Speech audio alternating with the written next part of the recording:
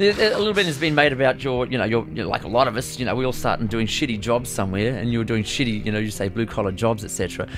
It is motivational, but is there any sort of glory, Bruce Springsteen style, in sort of writing about that sort of, that milieu, that sort of, that crowd of people you came from? Yeah, I mean, I think I sort of wrote about that, like, coming out, like, even like songs like Peeping Tomboy, I think I wrote it like before Little Did I Know I was like about to be fired, so like a couple weeks later, but and then other songs just sort of have like an urgency from like the blue collar thing. I think my most blue collar sort of collection is God Is Saying This to You, because I'd be recording those songs. There's sort of like this sort of ache and urgency of like recording fast and psychedelic and kind of sad, but like it's not like you can place exactly why, but really it's just because like it's really just because you're trying to get the out of your situation. But that said, my jobs, they weren't like I had one in Boston that was kind of a ball breaker, but I was pretty young. I could that was like a good life lesson. But after that, it's not like I was like a shining feces or something like that.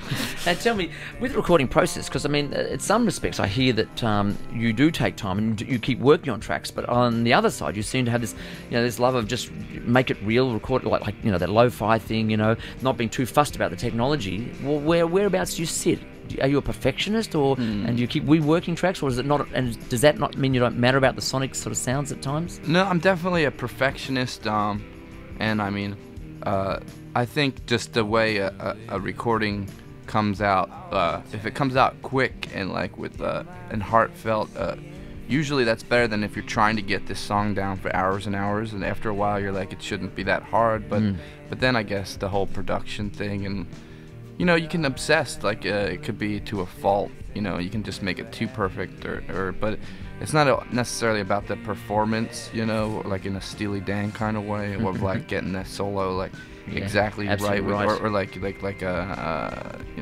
like Queen or something. That's two examples. Do you like those artists? I love Steely Dan. Yes. Okay. Great. Okay. Plans after this when you head back to Philly, or are you going to go keep touring around the world? I just found out I am going to go to South by Southwest and play solo, which is cool. I wasn't expecting to go, but I got a good offer. Nice. But I'm currently just like working on new music with the band, and we've been touring pretty much non-stop since the record came out.